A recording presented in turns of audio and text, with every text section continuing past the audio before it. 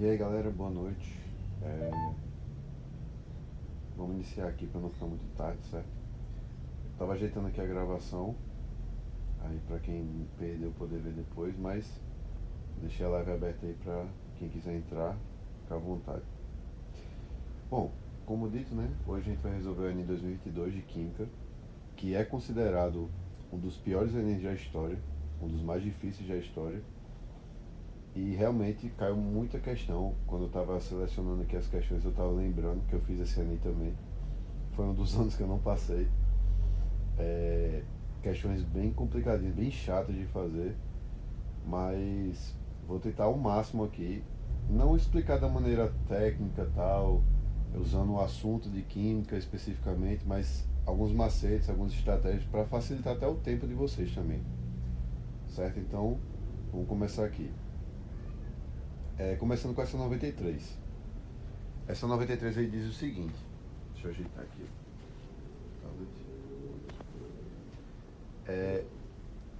Qual a estrutura derivada da penicilamina é predominantemente encontrada na urina? Então, beleza, vamos marcar aqui. Deixa eu trocar aqui essa. Qual a estrutura predominantemente encontrada na urina? Vamos lá. A penicilamina é um medicamento de uso oral utilizado no tratamento de várias doenças. Esse composto é excretado da urina, cujo pH se situa entre 5 e 7. A penicilamina, cuja forma estrutural plana está apresentada, possui 3 grupos funcionais que podem ser ionizados. A carboxila, o grupo amino, que se oxida para, que se ioniza no caso para esse NH3+, né? E o grupo tiol, certo? Então, o que é que vai acontecer aqui? Vê só.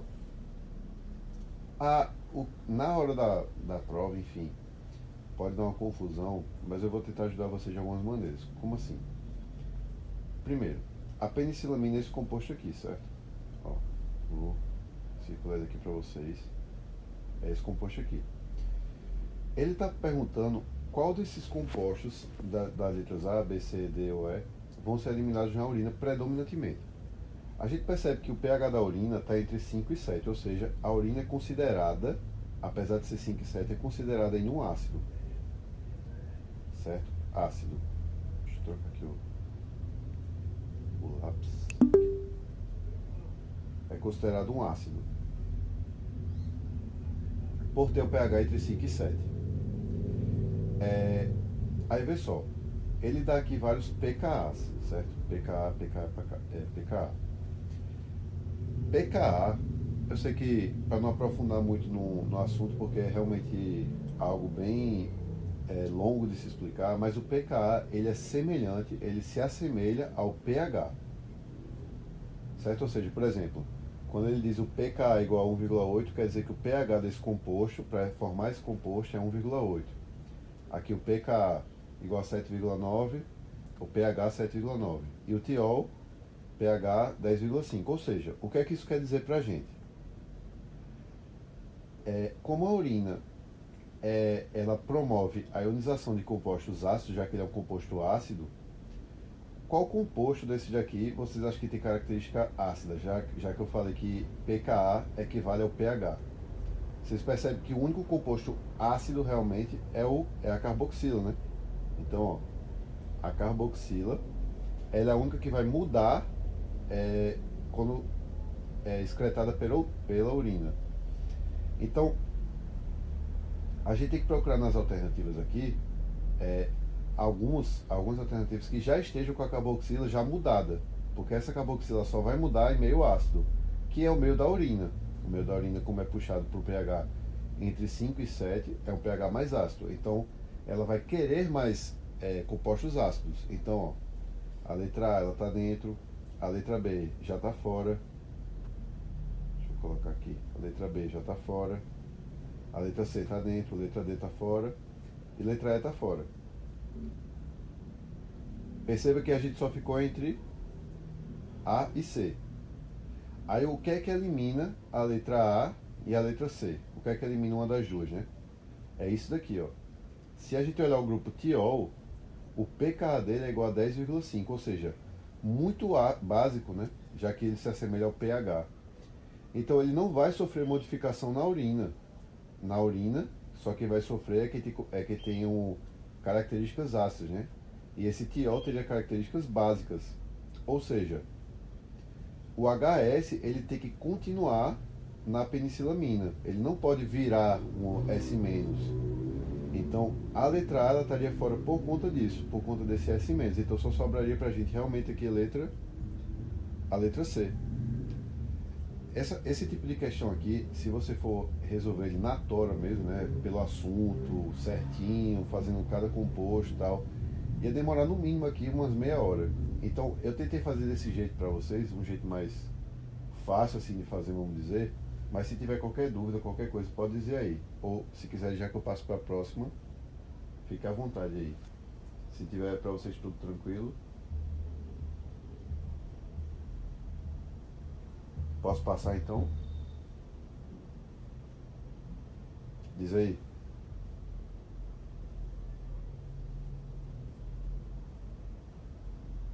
Tá tranquilo? Pronto, beleza. Vamos para a próxima então. Que é a questão. Eu tô com não sei se vocês viram, mas eu tô com a prova amarela, tá? Só pra. Pronto, 97. Vamos lá. Pronto, show de bola. Vamos que já dá uma revisada. Aqui. Qual é a etapa de retirada de grande parte desses sólidos? Já vou direto pro comando, né? Já pra gente. De grande parte desses sólidos. Aí vamos lá. A água bruta coletada em mananciais vai apresentar alto índice de sólido suspenso, o que a deixa com aspecto turvo, que é quando a água fica aquele meio fosca, assim, vamos dizer. Para se obter uma água límpida e potável, ela deve passar por um processo de purificação, numa estação de tratamento de água. Nesse processo, as etapas são coagulação, decantação, filtração, desinfecção e fluoridação. Essa questão, eu lembro que na época ela gerou muita polêmica, porque muita gente foi marcar a letra C, que é de filtração, mas não é a letra C. Por quê? A filtração, ela tira, vamos dizer, sólidos pequenos, já pequenos assim, entre aspas, né? Mas pequenas partículas, pequenas partes de sujeiras, de micro-organismos, não, desculpa, de sujeiras, enfim, aqueles flocos, né, que são formados com a coagulação. Então, quem retira, não é nem quem retira, mas quem retém, né, essa quantidade é justamente a filtração. Mas a resposta correta para essa questão é decantação. Por que decantação? Mas a decantação não vai fazer só os sólidos caírem, né? Sim, mas a partir do momento que você faz o sólido cair, ou seja, ele tira aquele aspecto turvo da água, que é aquele... Deixa eu fazer aqui um exemplo. Tem um copo que é assim... Fazer 2 copos aqui. Uma das águas, ela tá cheia de pontinhos suspensos assim e tal, ou seja, a gente não consegue ver muito bem o que é que tem assim, água muito límpida, muito transparente. A decantação ela vai pegar esses sólidos que estão suspensos e fazer isso aqui com eles, ó. Jogar eles lá para baixo. Aí, como o comando ele está dizendo a retirada de grande parte desses sólidos, muita gente deixou de marcar a decantação porque pensou que para retirar seria realmente tirar de dentro desse recipiente. Mas não, ele retirou da água. Ele retirou a sujeira de dentro da água, ele mandou lá para baixo, né? Antes que estava tudo suspenso, tudo livre, ele mandou lá para baixo. Ou seja, a decantação que fez isso.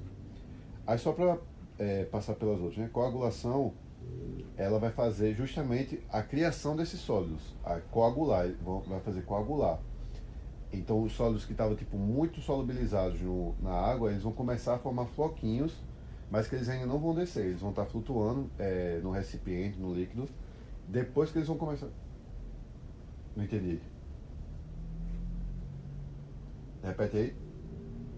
Isso, vai para não é nem para a superfície, mas ele fica mais visível, vamos dizer assim, né? As sujeiras elas ficam mais visíveis. Aí a decantação, que vai fazer essas sujeiras, que estão visíveis agora, elas vão começar a cair e para o fundo do recipiente para poder depois serem removidas. Mas já na decantação elas já são removidas, porque elas são tiradas de dentro da água pela decantação. Os outros compostos só vão segurar essa sujeira, mas quem tirou mesmo foi a decantação. Aí a letra D diz desinfecção. Desinfecção é justamente para tirada de micro-organismos, né? Não de grande parte dos sólidos. E a fluoretação é para prevenir a cárie, né? Só a adição de flúor e tal, isso aí no final do processo da estação de tratamento, é realmente só para deixar a água mais limpa para a gente consumir. Então, alguma dúvida nessa questão? Posso passar para a próxima, tranquilo aí? Beleza. Bom, essa daqui também foi outra questão que foi bem complicada, mas vou também dar uma dica para poder facilitar assim na hora da resolução, que é o seguinte: em um solo de menor pH, será favorecida a formação de quê? Aí ele dá o esquema assim do ciclo do nitrogênio e tal. Aí diz que a chuva ácida interfere no ciclo do nitrogênio, principalmente por proporcionar uma diminuição do pH do solo e da atmosfera, alterando a concentração dos compostos presentes nesse ciclo. Aí é o seguinte: toda vez que vocês lerem menor pH, solo de mais ácido, menos alcalino, né? Você sempre lembra de H+. O que é H+? H+, é um próton, vamos dizer assim, um íon que ele vai representar a acidez, ou seja, quanto mais H+, maior a acidez e menor o pH, certo? Ou seja, em um solo de menor pH, o que é que vai ser favorecido? Aí você pensa, tá, de todas aqui, qual está mais parecida, qual é que mais parece ser alguma coisa ácida? Aí você olha assim, tá, já sabendo que H+, representa a acidez, a que mais parece NH4+, justamente por ter o H e um mais aqui em cima, e realmente é justamente essa. Agora, se for parar para uma explicação mais técnica, é o seguinte: o NH3, que é a amônia, né, ela é considerada básica. Só que acontece uma coisa, né, que quando a amônia ela reage com a acidez do solo, que é o que acontece aqui, nesse processo aqui, ó, a amônia, ela vai justamente pegar esse H+ para ela e vai formar o NH4+, que é um estado mais ácido da amônia, certo? É uma amônia mais ácida. Antes era básica, aqui ela representava a basicidade, né? Ou seja, a parte básica, aqui é a parte ácida. E como tem muito H+ no solo, é um solo de menor pH, aí ela vai formar mais NH4+. Porque como vai ter muito H+ presente, a amônia não vai conseguir ficar no formato de amônia. Ela vai começar a interagir com os H+ e formar o NH4+. Então, a formação que vai ser favorecida vai ser justamente essa. Aí as outras é por exclusão, né? Não vai ter tipo, aqui está no estado neutro, aqui é no estado básico. E esses dois aqui, apesar de eles formarem a chuva ácida, né, porque eles são considerados assim óxidos ácidos, a formação deles em um solo de menor pH não vai ser tão presente, certo? Visto que quando a gente reagir com eles, ó, por exemplo, vou dar um exemplo com NO3 mais H+, o que vai formar aqui é HNO3. E o HNO3 não está presente nas alternativas, né? Porque deveria formar isso aqui. Não o NO3 especificamente ou NO2. O solo de menor pH ele vai proporcionar a formação disso aqui, que é o HNO3, que é o ácido nítrico. E o HNO2 é a mesma coisa, né? O outro ácido. Então, por isso que seria a letra C, certo? Aí, realmente essa questão assim, ela é um pouquinho complicada, eu confesso, mas se tiver alguma dúvida aí pode dizer, tá? Aí, ou se não, se quiser já que eu passo para a próxima também, tá tranquilo?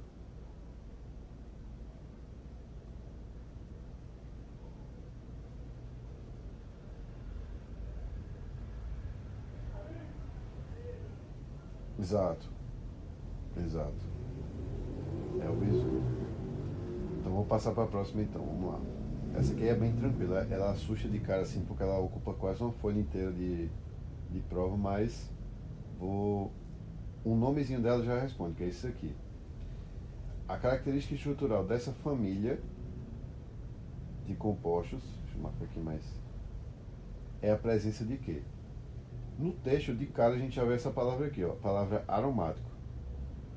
Ó, toda vez que vocês virem a palavra aromático, vocês vão lembrar disso aqui, ó.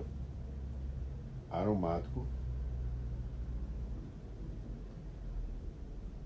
quer dizer que na cadeia carbônica vai ter o quê? Benzeno. E o benzeno é aquele anel de 6 carbonos, né? Deixa eu fazer aqui.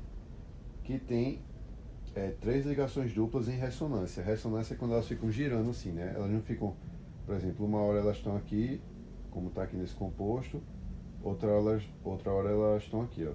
Tipo, elas ficam girando dentro desse anel. Então, de cara você não tem nem o que falar muito, né? Todos aqui vão ter esse anel, né? Se eu começar a marcar aqui, vocês vão ver que todos vão ter a presença desse anel aromático. Tanto é que o nome desse anel é anel aromático, né? Que é justamente o benzeno. Então, seria que a letra C, anel benzênico, anel aromático, benzeno, enfim.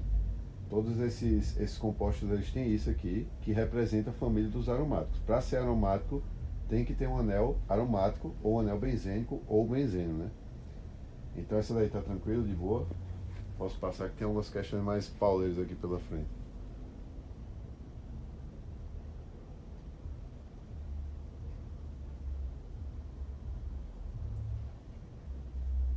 Vou passar aqui para a próxima então. Pronto, o estilo de questão mais pauleira é essa daqui. O problema dessa questão aqui, essa questão 106, não é nem que ela é difícil. Ela não é uma questão difícil, mas é uma questão que dá trabalho porque tem muito cálculo. Eu vou tentar fazê-la aqui pra gente. Vou fazer o raciocínio dela, certo? Eu não vou responder tudo para não perder muito tempo. Eu vou chegar até a resposta e quando chegar na resposta eu vou parar porque vocês vão entender o processo, vai ver que vai ser só repetição. Mas é o seguinte, vamos lá. Qual tipo de cana-de-açúcar deve ser escolhido? Vamos ver que cana-de-açúcar ele quer escolher, né? O etanol é um combustível produzido a partir da fermentação da sacarose, presente no caldo da cana-de-açúcar. Um dos fatores que afeta a produção desse álcool é o grau de deterioração da sacarose, que se inicia após o corte por causa da adição de micro-organismos. Foram analisadas 5 amostras de diferentes tipos de cana-de-açúcar, e cada um recebeu um código de identificação. Aí tem esses códigos aqui e tal. Aí pretende-se escolher o tipo de cana que conterá o maior teor de sacarose 10 horas após o corte e que consequentemente produzirá a maior quantidade de etanol por fermentação. Então ele quer escolher, depois do corte, né, a que fique com maior quantidade de sacarose.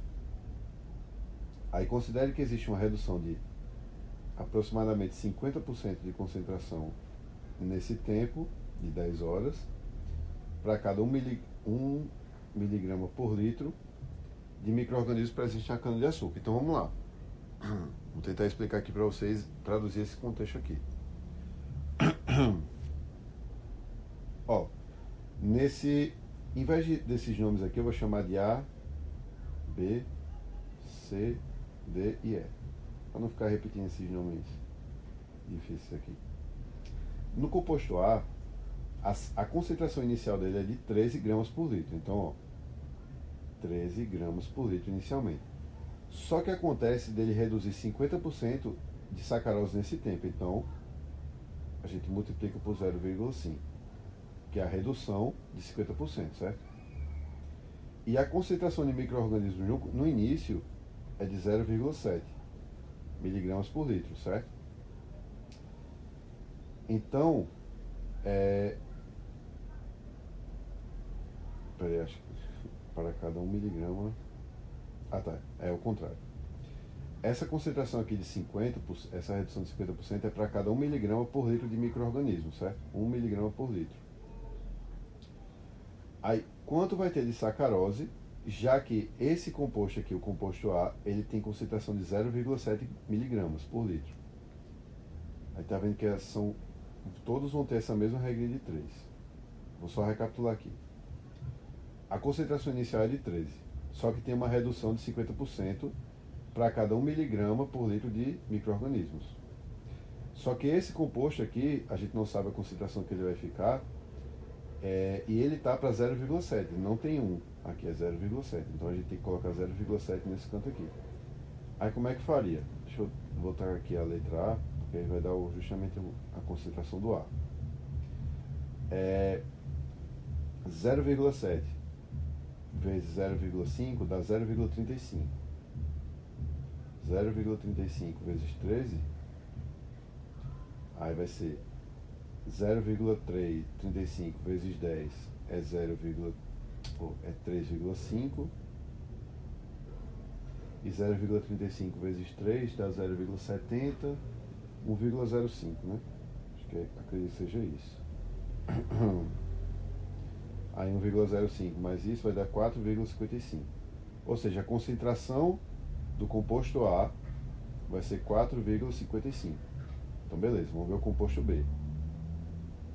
O composto B, ele começa com 18, então ele vai perder 50%, né? Isso para cada 1 miligrama.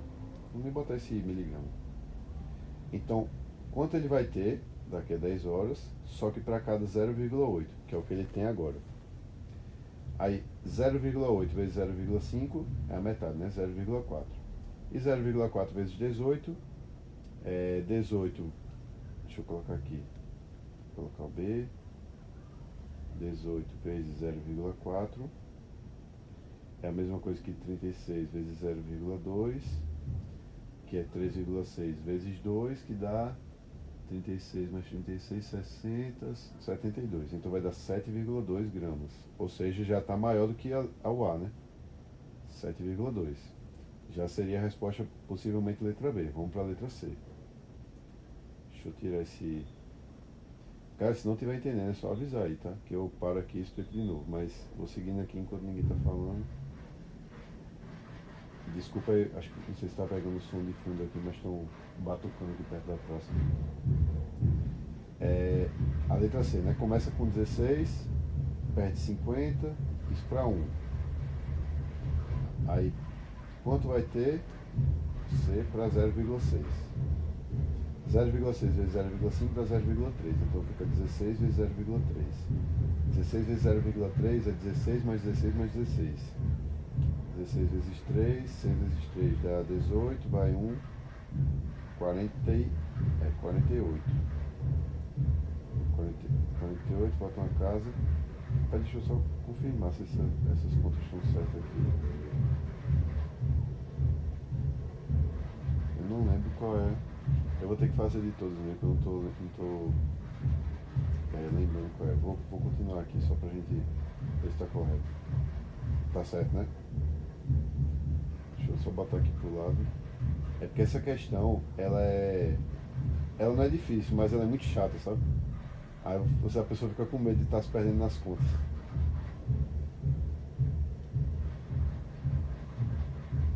Né? Pronto, eu acho que nem vou continuar porque eu acho que ninguém vai querer saber não.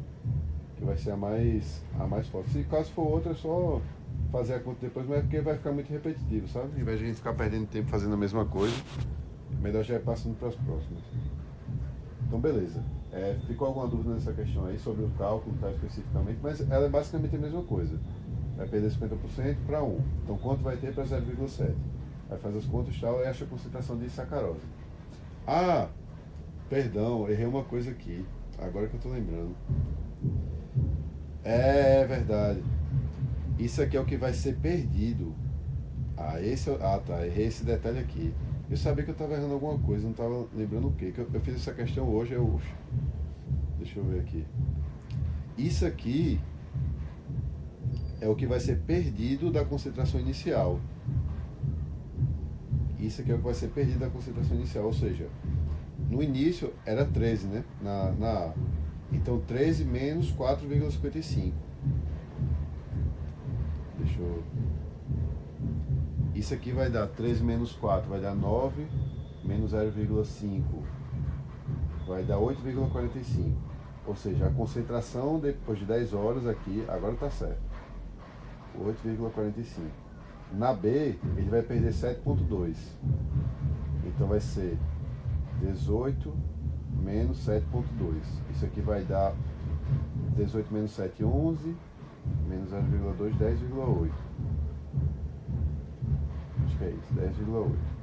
A letra C é 16 menos 4,8. Aí 16 menos 4, 12, vai dar 11,2. Aí realmente a resposta é a letra C. É isso que eu estava tentando me lembrar. Do, de que essa questão tinha essa pegadinha, né? Não era isso aqui que você tinha que achar, isso aqui era o quanto você é perdido. Exato. Aí a resposta para não ficar repetitivo aqui, novamente eu vou botar a letra C. Perdão aí pelo erro, mas deu tempo de lembrar. É porque, como eu falei, né? Esse Enem, ele é considerado justamente um dos mais difíceis porque essas questões já que tem muito isso, sabe? Muitas questões vieram com pegadinha, um cálculo muito grande. Aí você tem que ter bastante atenção assim sobre esses cálculos. É por isso que eu estou tentando explicar de uma maneira mais rápida para a gente pegar, conseguir revisar tudo, né? Mas é a letra C mesmo, é a que vai sobrar mais. Se você for fazer das outras aqui, acho que vai dar. Aqui dá 10, alguma coisa, aqui dá 7 ou 8, alguma coisa assim. Então realmente aqui sobra mais com as 10 horas de depois é a letra C, beleza? Então é isso aqui, vou passar para a próxima, a gente adiantando aqui, que essa daqui que é uma questão mais tranquila, graças a Deus, né? Que é o seguinte: nessa conversão de polissacarídeos, a função do íon H+, é, vamos lá, a biomassa celulósica pode ser utilizada para a produção de etanol de segunda geração. Entretanto, é necessário que os polissacarídeos sejam convertidos em mono e disacarídeos, processo que pode ser conduzido em meio ácido. Pronto. Ele diz aqui, essa primeira amostra, né, que esse composto aqui, ele é processado para esse e depois para esse daqui.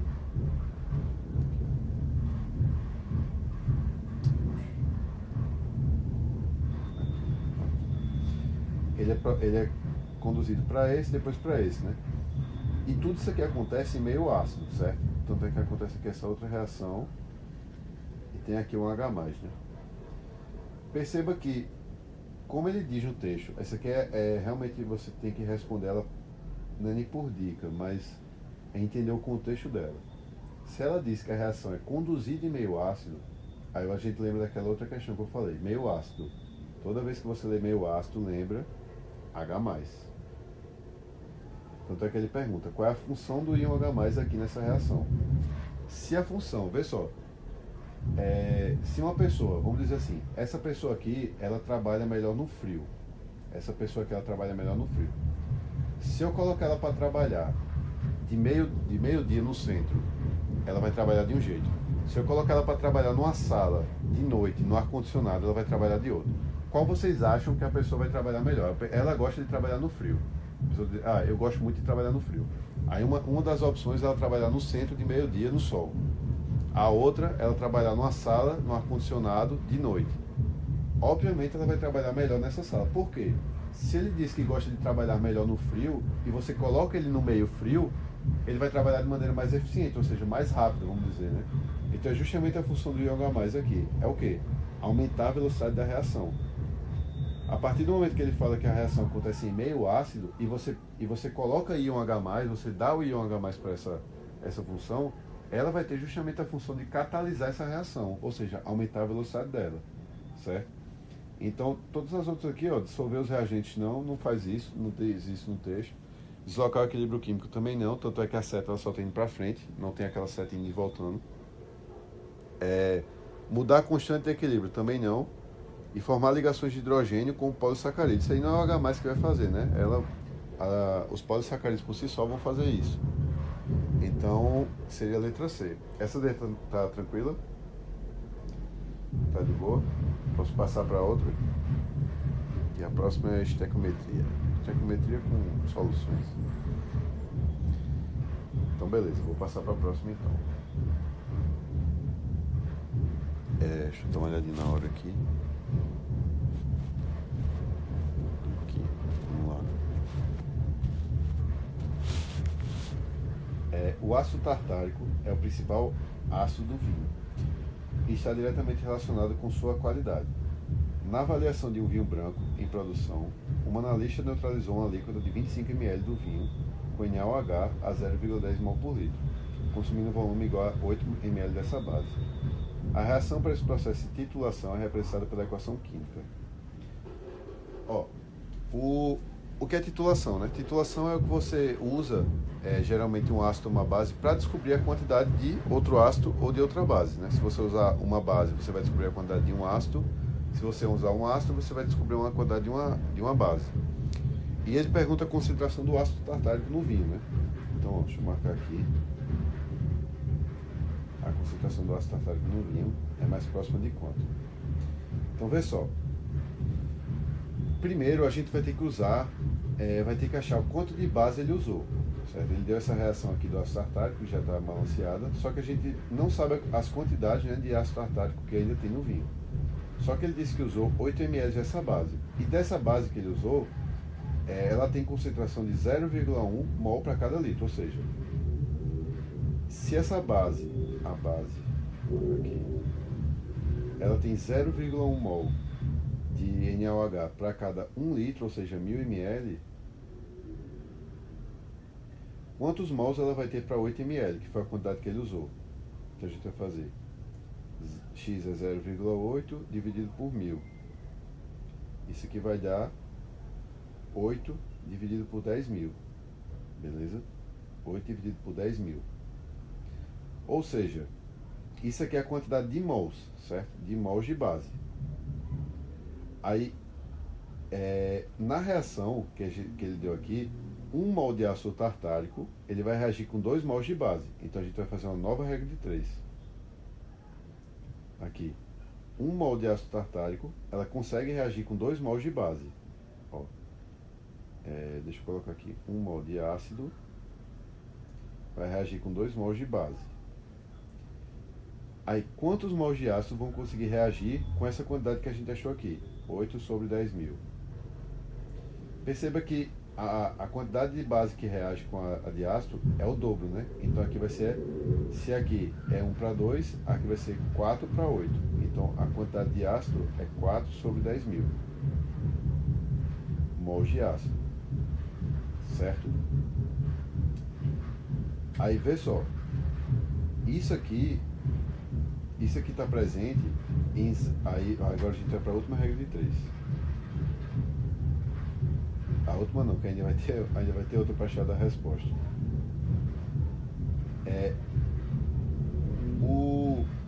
Esse composto aqui que a gente achou, essa parte aqui que a gente achou, foi justamente utilizando os 25 ml de vinho, ou seja, essa quantidade aqui está presente dentro dos 25 ml. Então o que é que a gente vai fazer? Se 4 sobre 10.000 estão presentes em 25 ml de vinho, quantos mols de ácido tartárico vão estar presentes em 1000 ml, que é justamente o litro. Então a gente vai fazer, vai ficar x igual, vai ficar 4.000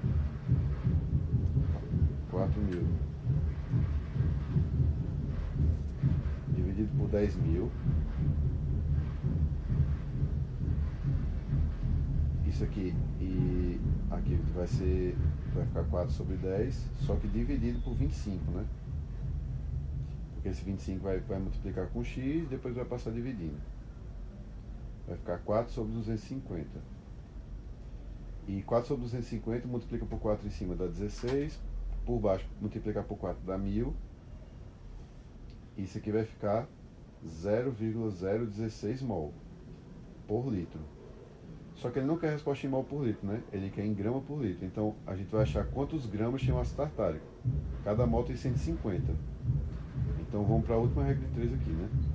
1 mol de ácido tartárico tem 150 gramas. Desculpa aí a bagunça que eu estou tentando fazer mais rápido. Aí 0,016 vão ter quantos gramas, né? Aí 0,16 vezes 15. Eu voltei uma casa aqui, passei uma casa aqui. Aí 0,16 vezes 15 é como? 0,16 vezes 10 dá 1,6. 0,16 vezes 5 dá 0,8. E juntando esses dois aqui, vai dar 2,4. Ou seja, a concentração de ácido tartárico no vinho é de 2,4 gramas para cada litro de vinho. Isso daria aqui pra gente a letra B. Bom, e aí galera, voltei aqui a gravar depois de alguns dias, desde a última live. Eu tive que parar no meio, então tô continuando agora. Mas vamos lá, aqui Vou tentar explicar, como eu falei, né, de uma maneira mais direta as questões, sem entrar muito tecnicamente no assunto, mas explicando por dicas mesmo, né, para a gente conseguir justamente mais tempo no Enem, que é muito importante, até para fazer sobrar mais tempo para as questões mais difíceis de prova. Então vamos lá. Esse tipo de questão aqui, né, ele pergunta o gás obtido no experimento, certo? Ele pergunta o gás obtido no experimento. E ele mostra no experimento que ele mistura, ele faz uma reação entre CaCO3 e HCl. Bom, vamos fazer uma revisão básica aqui. Primeiramente, o HCl, ele é o quê? Ele é um ácido, né, que começa com H. E o CaCO3, ele é um sal de caráter básico, porque ele vem de um ácido fraco, né, e uma base forte. Então ele vai ser um sal de caráter básico. A base vai ganhar do ácido. Ou seja, quando a gente reage os dois, vai acontecer uma reação meio que de dupla troca. Então, eles vão meio que formar CaCl2 e H2CO3. Aí, para balancear, a gente coloca um 2 aqui na frente e vai formar esses dois elementos, esses dois compostos. CaCl2 é um sal, certo? Só que é um sal de caráter neutro, né? Já que ele vem de uma base forte e de um ácido forte. Só que o problema é aqui. Ele forma esse ácido, que é o chamado ácido carbônico, que na química ele é considerado um dos ácidos mais fracos que tem. Não lembro agora especificamente se ele é o mais fraco, mas é um dos mais fracos, principalmente para o Enem. E tem uma característica do H2CO3 que é o seguinte: ele não consegue ficar no formato de ácido. Ele se decompõe em água e CO2. Tanto é que esse ácido ele é tão fraco que ele é usado até nos refrigerantes, certo? Quando a gente abre o refrigerante, né, no começo sai bastante gás tal, e vai passando os dias, vai saindo gás, vai saindo gás, vai saindo gás. Esse gás que está saindo do refrigerante é o CO2. E vai sobrando no refrigerante justamente a água. Porque dentro do refrigerante tem esse gás aqui, esse gás não, esse ácido, que dá aquele saborzinho ao refrigerante. E com o passar dos dias, como vai saindo gás, você vai abrindo a tampa, a garrafa, enfim. Vai saindo CO2, vai saindo CO2 e vai sobrando o que? Água. Por isso que com o passar dos dias, o refrigerante fica meio que sabor o meio aguado, né? Porque justamente vai saindo gás e vai ficando água. Então, o gás que está saindo aqui é justamente o CO2. Porque toda vez que vocês virem, agora a dica, né? Toda vez que vocês virem uma questão que tem uma reação entre um ácido, principalmente um ácido, com algum elemento, algum sal, alguma coisa que termine com CO3, o gás, se perguntar sobre o gás que vai ser liberado sempre vai ser o CO2. Sempre vai ser o CO2. Logo, a resposta aqui pra gente vai ser justamente a letra C. CO2 é o gabarito dessa questão. E vamos para a próxima. Bom, vamos aqui para a próxima, certo? O grande risco envolvido no emprego indiscriminado dessa substância deve-se à sua ação química como o quê? Bom, durante o ano de 2020, impulsionado pelas necessidades de respostas rápidas e eficientes para desinfectar ambientes de possíveis contaminações com SARS-CoV-2, causador da Covid-19, diversas alternativas foram buscadas para os procedimentos de descontaminação de materiais e ambientes. Entre elas, o uso de ozônio. Ozônio, para quem não lembra, é uma forma alotrópica do carbono, não, desculpa, do oxigênio, que é o O3, certo? Enfim, ele é usado em meio aquoso, como agente sanitizante e tal, para pulverização em humanos, equipamentos de proteção em câmeras ou túneis de higienização de automóveis, de ambientes fechados e descontaminação de trajes.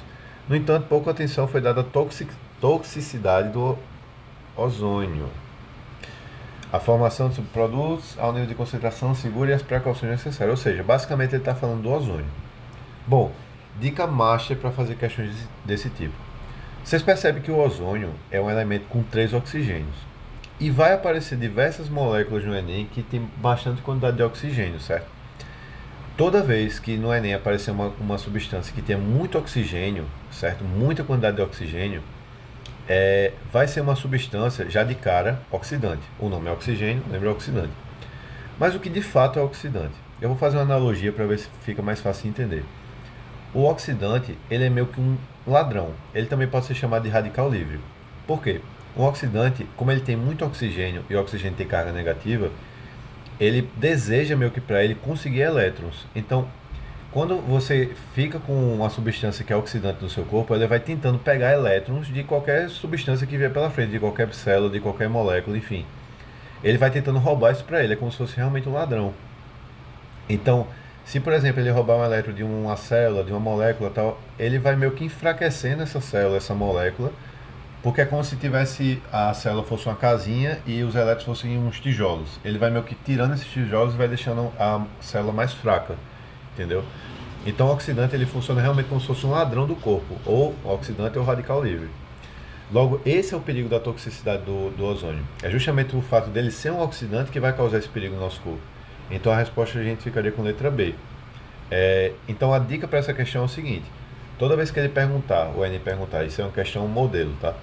Sobre a ação de determinada substância que tenha muito oxigênio, vai direto na ação oxidante ou alguma ação que tenha as alternativas que seja prejudicial ao corpo em relação à retirada de elétrons ou roubo, entre aspas, de elétrons, certo? Então, essa daqui espero que vocês tenham entendido e vamos para a próxima. Bom, vamos lá para a próxima aqui, certo?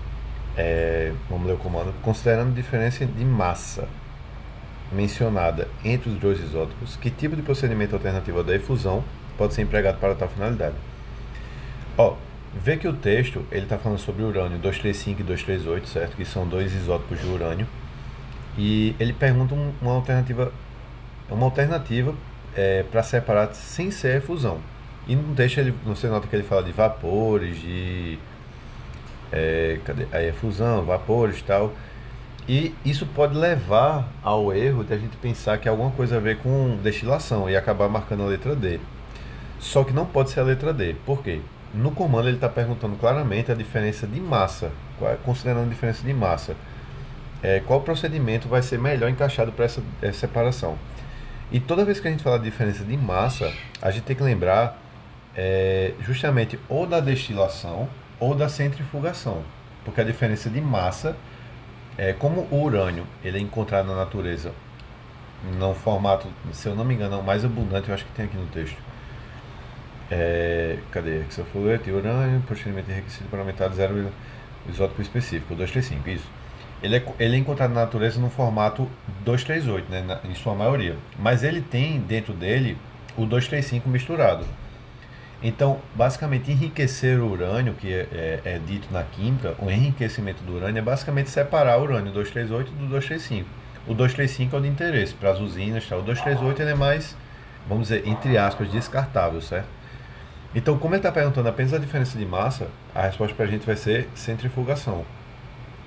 Centrifugação, ele vai apenas, basicamente, uma decantação de maneira mais rápida. Tanto é que a centrífuga é usada muito para fazer exame de sangue, né? Que o sangue a gente lembra que é uma colóide, é um colóide, né? Que é uma mistura que é heterogênea, mas ela não é vista a olho nu. A gente precisa esperar, se for fazer uma decantação, esperar muito tempo para o sangue se separar. Ou na centrifugação é de maneira muito mais rápida, que ele vai girando, é uma máquina que vai girando os tubos, né? Os tubos ficam meio que assim na lateral. E ela vai girando, girando, bem rapidamente, até que fique aqui para baixo a parte mais densa e para cima a parte menos densa. Então, no caso do urânio 238 é a mesma coisa, 235. Eles vão meio que passar por um processo de centrifugação e a parte mais pesada, vamos dizer que a 238 vai ficar para baixo, a parte mais leve vai ficar para cima, que é o 235. E é assim que eles enriquecem o urânio para usar em indústria, em usina, até em construção de armas nucleares, né? Então, basicamente é isso, essa questão. Espero que vocês tenham entendido e vamos para a próxima. Bom, agora vamos para 122, certo? Que é uma questão que foi, assim, considerada de média para difícil, né? Devido à complexidade de entender o que ela quer realmente. Mas vou tentar também, como eu falei, dar dicas para a questão não ficar tão tensa de entender. E a dica basicamente é a seguinte: basicamente, são dois jeitos de fazer essa questão, dois jeitos de entender essa questão. Ele pergunta, né, esse procedimento de remediação das águas se baseia em quê? De cara, quando eu bati ele na prova, pra mim não foi tão difícil, porque eu saquei duas coisas aqui. Primeiro, nessa parte aqui, o elemento, esses dois compostos, eles estão mudando o NOx. Aqui está de -2 para menos. E outra coisa que eu notei aqui foi nessa transformação do TCE. Aqui ele começa só com cloro, aqui ele aumenta para um oxigênio, aumenta para dois oxigênios, aqui aumenta para um OH, já tinha também um OH, né? E mais oxigênio, enfim.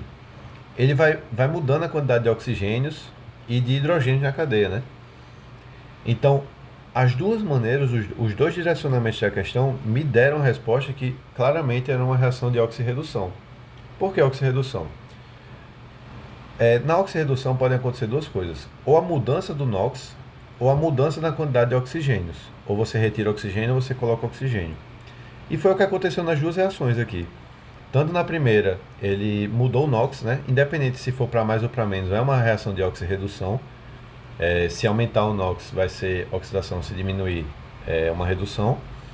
E se aumentar a quantidade de oxigênios, oxidação. Se diminuir, redução. Então, quando você bater o olho numa questão assim, estiver mudando o oxigênio ou mudando o NOx, já saiba de cara que é uma reação de oxirredução, independente do que aparecer depois, substituição, precipitação, nananã. Tudo isso, a única que poderia assim levar, poderia causar algum tipo de dúvida seria desidratação e talvez neutralização, mas neutralização tem que ter um ácido e uma base. E desidratação por causa que a água é liberada aqui no final, né? Mas não tem a ver porque tem essa reação também que é por fora e acaba indicando pra gente pelo NOx que também se trata de uma reação de oxirredução, certo? Então, basicamente seria isso. Seria a letra A. Se você for interpretar essa questão de maneira extremamente técnica e química, vai ficar 1000 vezes mais difícil. Mas se for levar por esse lado mais lógico, aí realmente a resposta seria a letra A, beleza? Então vamos para a próxima. Ó, agora a gente vai para 125, certo? Que também foi considerado uma questão muito difícil, porque as alternativas confundiam muito. Mas, mais uma vez, eu vou tentar explicar, dando dicas, até usando o senso comum mesmo, assim, coisas que a gente sabe de filme, de série, enfim, não necessariamente de aulas de química. E também usando as próprias alternativas, né? As próprias respostas que ele dá. Então vamos lá. Primeiro ele dá essa tabela aqui, certo? E ele fala que quando uma substância, que é um ácido mineral forte concentrado, reage com a base, com cianetos ou com hipoclorito, ela pode formar isso aqui: reação energética, explosão, produção de oxidante forte e produto tóxico. E quando o ácido nítrico concentrado reage com matéria orgânica, ela pode causar reação energética, explosão e produto tóxico. Então, a gente vai pelas alternativas de cara. Na reação 1, ele deu que o ácido clorídrico, que é o HCl, concentrado, né? Aqui com ácido mineral forte, ou seja, aqui seria o ácido clorídrico, no caso da reação 1, vai reagir com cianeto de potássio. Aí você fala assim: caramba, mas como é que eu vou saber o que é que vai acontecer, já que eu não sei o que é ácido clorídrico, cianeto e potássio? Aí realmente, a dica que eu vou dar, realmente você teria que ter meio que um repertório cultural do dia a dia mesmo, de filme, de série, enfim, até de história mesmo, que um dos principais gases que foram usados na guerra, por exemplo, foi a questão do cianeto. O cianeto ele ele é bem popular justamente por ele ser um composto muito tóxico, certo? E quando você reage ácido clorídrico, que é HCl, com cianeto de potássio, que é o KCN, vai acontecer uma reação aí de dupla troca, certo? E vai formar o KCl e o HCN. Sendo que o HCN é um gás extremamente tóxico. É um ácido, né? Porque é o HCN, mas ele é extremamente tóxico. E ele é um gás porque o ponto de ebulição dele é muito baixo. Então, na natureza, enfim, na temperatura ambiente, ele é considerado, não, ele é um gás, certo? Então, ele vai ser um gás ele vai ser um gás tóxico, não é oxidante, né, porque não tem oxigênio, como eu falei na outra questão, mas ele é considerado um produto tóxico, ou seja, um gás tóxico. Logo, a primeira alternativa que a gente tem que procurar não é... E outra coisa, aqui tem formação de sais tóxicos, né? O KCl ele não é um sal tóxico, até porque a gente consome potássio e consome cloro e não tem problema no nosso organismo, né? Tanto é que NaCl tem cloro, a gente não tem problema. Obviamente, em excesso é um perigo, mas tanto o potássio como o cloro ele faz parte de várias coisas do nosso corpo. O potássio, por exemplo, faz parte da bomba de sódio de potássio. O Cl ele faz parte da concentração de íons, né? Enfim, o KCl ele não é um sal tóxico. Então, essa letra C, ó, já está fora. Na letra B, está errada, porque não tem a questão dos oxigênios, como eu falei, né? E também não tem sal tóxico, então a letra E está fora. Ou seja, a gente só ficaria com letra A e letra D. Isso é bom porque quando a gente vai para a segunda reação, que é aqui ácido nítrico concentrado com sacarose, olha as coisas que podem acontecer: reação energética, ou enérgica, né? Explosão e produto tóxico. Mas vê só, aqui na letra D, olha o que ele está dizendo: liberação de gás oxidante. De gás oxidante. Só que quando a gente vê aqui, ó, na primeira, ele diz reação enérgica, explosão, produção de oxidante forte e produto tóxico. Em nenhum momento aqui do texto ele está produzindo oxidante, ele está apenas produzindo produto tóxico. E na letra dele deixou bem claro que era um gás oxidante. Ou seja, diferente da letra A, diferente da primeira reação, o produto ele deixou claro aqui que ou poderia ser um produto oxidante forte ou um produto tóxico. Ou E, né? Produto oxidante forte e produto tóxico. Já na segunda, ele não deixou claro que produz oxidante. Então, não poderia ser um gás oxidante, mas poderia ser uma reação oxidativa forte. Tanto é que é uma reação oxidativa, ela vem justamente nessa parte aqui, reação enérgica. Então, poderia se letrar justamente por isso. Aí você fala, mas como é que eu vou saber se é uma reação oxidativa? O ácido nítrico é o HNO3. E a matéria orgânica, que é a sacarose, agora eu confundi com a glicose, mas ela tem muito, muito oxigênio. Então, as duas têm muito oxigênio. Se as duas têm muito oxigênio, vai produzir uma reação oxidativa. Agora, não vai liberar um produto oxidativo. Tanto é que ele não deixou claro isso aqui nos riscos. Mas os compostos que são usados aí são oxidativos. Então, a gente ficaria com a letra A justamente por isso.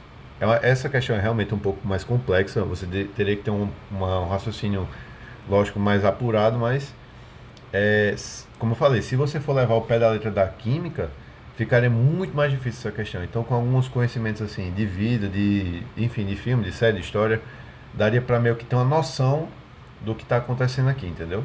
Então a gente ficaria com a letra A. Bom, vamos lá para essa questão. Também foi uma questão muito, muito complicada, que confundiu muita gente. Muita gente já foi direto em método de sacrifício, né? Pela facilidade de compreensão, ou dificuldade, né? Melhor dizendo, desse processo. Mas vou tentar explicar de uma maneira mais direta e mais fácil.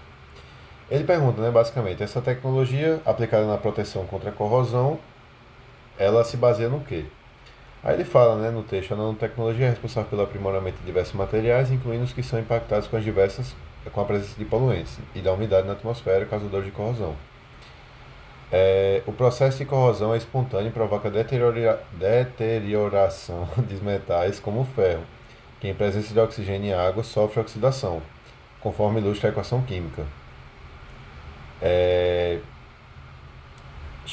Aqui.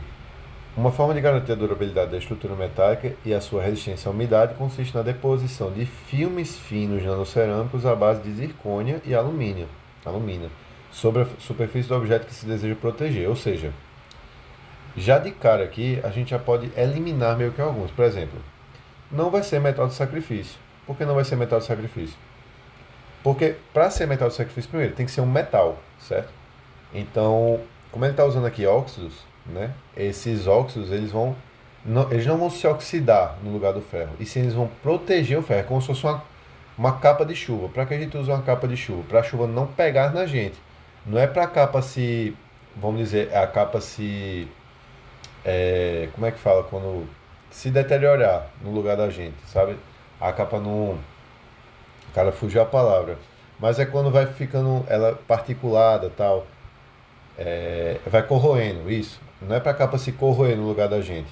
Então, para justamente se proteger. Então, o metal de sacrifício ele é mais algo como, vou colocar esse metal aqui para realmente ser um cara que ele vai se oxidar no meu lugar, vai se corroer no meu lugar e eu vou ficar aqui de boa. Não, ele vai se...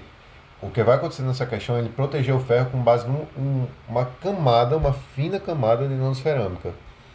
Aí a letra A, proteção catódica. Utiliza um metal fortemente redutor. Mais uma vez, ele não está usando metal redutor, ele está usando óxidos, né? Óxidos de zircônio e alumínio. Então, não vai ser uma proteção catódica. A catódica é como se você colocasse sei lá, um amigo seu que luta melhor para poder apanhar no seu lugar, vamos dizer. Então, é você colocar uma coisa que se reduz mais que você para correr no seu lugar. Mas, mais uma vez, ele está falando de uma deposição de um filme fino nanocerâmico. É como se estivesse pintando a estrutura com esse filme fino de nanocerâmica, certo? A letra C, passivação do ferro, que fica revestido pelo seu próprio óxido. Essa aqui é a mais absurda, né? Porque não é nem o óxido de ferro, que é o zircônia, é o de zinco, é o zircônia, né, e de alumínio. Então, não pode ser. Já a letra D é mais interessante, né? Efeito de barreira, que impede o contato com a agente oxidante. Exatamente essa alternativa que a gente está procurando. Por que efeito de barreira? Como ele está protegendo o ferro de maneira física mesmo, né? Tipo, cobrindo o ferro como se fosse uma capa de chuva, vai justamente criar esse efeito de barreira, vai impedir o contato com o agente oxidante. Essa camada de filme nanocerâmico, ele vai realmente só impedir que o agente que faça o ferro se oxidar chegue no ferro. Tá entendendo? Então, por isso que seria a letra D. A letra E é desgalvanização, que usa outros metais de menor potencial de redução. Tá, menor potencial de redução. Ela lembra um pouco o metal de sacrifício, né? Mas também não é. Mais uma vez, é mais você entender o que é a função do filme nanocerâmico, da deposição do filme nanocerâmico. Ela não vai se oxidar no lugar do ferro, e sim vai proteger o ferro de entrar em contato com esse agente oxidante, certo? Que vai fazer o ferro se oxidar. Então a letra E está fora também por conta disso. Caso ainda tenha dúvidas, vocês podem depois tirar comigo no WhatsApp, enfim, vocês mandam aí, fica a ordem de vocês. Mas é isso, espero que vocês tenham entendido e vamos para a próxima. E finalmente, né, depois de várias questões pesadas, graças a Deus, uma questão mais tranquila, que é de meia-vida. Né? Questão de meia-vida, caiu no Enem, não pode perder. É questão fácil. Então, toda vez que você perceber que vai se tratar de uma questão de meia-vida, foco total nela para não se perder. E vou dar uma dica aqui pelo gráfico, né, para você até entender como é que funciona. E é o seguinte, o que é a questão da meia-vida? A meia-vida, quando a gente está falando de radioatividade, é quando o material ele vai perdendo a sua radioatividade com o passar do tempo. Então, cada material ele vai ter um tempo de meia-vida específico. Por exemplo, o carbono, que é o carbono 14, ele tem um tempo de meia-vida de, se eu não me engano, 5.730 anos. Já o iodo, como diz no texto aí, tem um tempo de meia-vida de 8 dias. Aí você fala, mas como é que tem no texto aqui? Não vi nada escrito disso. Você olha por aqui, ó. A massa residual do iodo quando passa 0 dias é 12. Se o tempo é de meia vida, quanto tempo vai levar para o iodo atingir metade da massa radioativa que sobrou dele? A gente procura, começa com 12. Quanto é a metade de 12? 6. 6 está aqui. E a gente percebe que de 12 para 6 se passaram quantos? 8 dias. Então, a meia vida, o tempo que levou para o iodo decair metade foi 8 dias. Ou seja, a meia vida do iodo é de 8 dias. E ele pergunta justamente, né? Após um período de 40 dias, quanto vai ser a massa residual de iodo? Então, o que é que a gente vai fazer? Se uma meia-vida é 8 dias, quantas meias-vidas vão ser 40 dias? Aí a gente faz o seguinte. Começou com 12, não é isso? Cada seta vai representar uma meia-vida. Então, como são 5 meia-vidas, são 5 setas. Ou seja, 12 vai para 6, depois vai para 3, depois 1,5, depois 0,75. Aí já foi 1, 2, 3, 4. E a última seta, metade de 0,75 é 0,35, 0,375. 0,375. Ou seja, aqui passou 1, 2, 3, 4, 5 meias-vidas. Cada meia-vida sendo 8, passaram-se 40 dias. Então, qual vai ser a massa residual de iodo aqui? 0,375. Como não tem alternativa exatamente para isso, a gente vai aproximar, que seria 0,4. E a gente ficaria com a letra D. Tranquilo? Acho que essa daqui é mais tranquila de entender, né? Então, a partir disso, vamos para a última questão e terminar a aula. Essa última questão ela é bem tranquilinha, tá? Só tem que se atentar a uma coisa. É um pequeno detalhe que você tem que meio que interpretar. Que é o seguinte, ele pergunta os diferentes resultados dos ensaios justificam-se pelo quê? E no ensaio ele mostra lá, né, uma aula prática de bioquímica para medir a atividade catalítica de uma enzima, ou seja, a gente já sabe que ele está falando de uma enzima, que é a catalase. Lembrando que a enzima toda enzima é uma proteína, certo? Mas nem toda proteína é uma enzima. E ela diz que a catalase ela decompõe o peróxido de hidrogênio produzindo água e oxigênio. Ou seja, a atuação da catalase vai depender de alguns fatores, né? E um dos fatores sendo esse a temperatura. E a gente nota aqui, ó, que no ensaio 1, na temperatura de 10, a decomposição é de 8. Na temperatura de 15, ou seja, aumentou 5 graus, aumentou a decomposição. Ou seja, opa, se eu notei que se eu aumentar até 15, a atividade melhora, porque aumenta.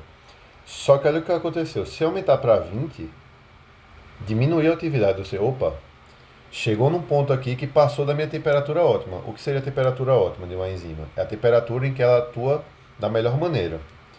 A gente percebe que em 10 era 8, em 15 foi para 10,5, só que em 20 foi para 9,5, ou seja, chegou no ponto entre 15 e 20 que ela atingiu a temperatura ótima e depois já caiu. É porque a atividade de uma enzima ela se assemelha justamente a uma função de segundo grau. Ela começa, vai aumentando, chega num ponto ótimo, depois começa a cair. Aí a pergunta justamente é por que acontece essa queda? Porque ó, aumentou para 25, aqui foi para 5, 30 graus, a atividade foi para 3,6, 35 graus foi para 3,1, ou seja, quanto mais eu aumentei a temperatura, a atividade ela foi caindo ainda mais. Por quê? Como eu falei, como a enzima é uma proteína, a proteína ela vai sofrer uma coisa chamada desnaturação. E um dos fatores que causa desnaturação de uma proteína, além do pH, de inibidores não, além do pH seria justamente a temperatura, né? Que agora estou me lembrando, eu sei, falta algum, mas eu não estou lembrando agora. Mas além do pH seria a temperatura. E a temperatura, quanto mais você aumenta a temperatura, mais vai desnaturar a proteína, que seria meio que desorganizar a estruturação tridimensional dela. Então, é justamente o que a letra E está dizendo, modificação da estrutura tridimensional da enzima. Que a gente lembra que as proteínas elas são formadas por peptídeos, né, que vão se ligando, vai formando ligações peptídicas, já vai formando a proteína, e assim vai formando a estrutura primária, secundária, terciária, quaternária, e na terciária que tem essa tridimensionalidade, né? Então, como a catalase é uma proteína, quando vai aumentando a temperatura a um ponto maior que o ponto de atuação ótima dela, ela começa a se desestruturar, desnaturar. Então vai ter a modificação da estrutura tridimensional e isso vai prejudicar a como é que fala? A atuação da enzima. Porque a gente lembra que a enzima, como ela é aquele sistema, né, chave-fechadura, vamos supor, tem um substrato que é um quadrado e a enzima ela é assim. Ou seja, esse quadrado ele vai se encaixar aqui. Só que chega um ponto, se você aumentar muito a temperatura, acontece isso aqui com o quadrado. Ó. Ele começa a ficar assim. Então esse substrato ele não vai mais se encaixar aqui. Logo, ele vai perder a atuação. Vai prejudicar a atuação dele. Ele vai meio que como se fosse derretendo, tá entendendo? Então o substrato ele não vai conseguir se encaixar. Então não vai ter a atuação mais adequada. Por isso que ele tem um pH ótimo, uma temperatura ótima e essa questão ela chegou nessa temperatura e começou a aumentar mais e saiu da temperatura ótima. Então provocou justamente a modificação. Seria a letra E. Enfim, a gente fez aí todas as questões de química, né? Espero que vocês tenham gostado da aula, espero que vocês tenham entendido. E valeu aí, até a próxima. E um ótimo Enem para vocês, que dê tudo certo, se Deus quiser. E vou tentar ajudar vocês a gabaritar a química esse ano. E valeu!